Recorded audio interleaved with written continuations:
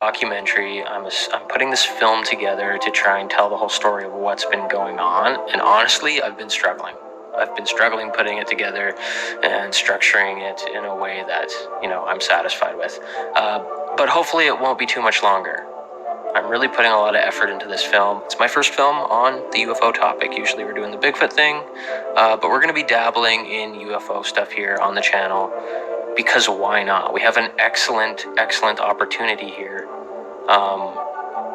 to research this and investigate it and see what kind of crazy footage we can get. As you can see, this clip, this is very definitive to me, okay?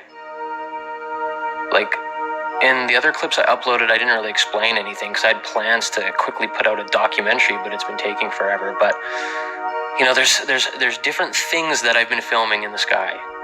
There's different types of objects, different types of light orbs and weird phenomena. These things in this video you can see are some sort of light orbs, and what my belief is that they're, well, I don't know if it's a belief yet, it's just a theory, is that they are partially materialized craft or beings of some kind, probably craft. And why I think they're partially materialized is because they only show up as light.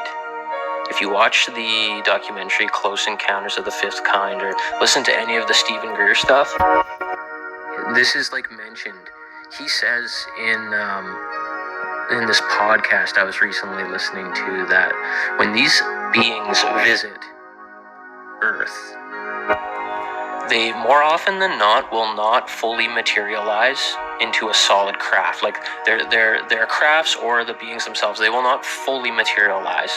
I guess in this instance, I'm mostly talking about the craft. So if the craft fully materializes, our weapon systems and all our tracking, defense systems, can lock onto them and potentially, destroy them. But if they're partially materialized, they can't lock onto them.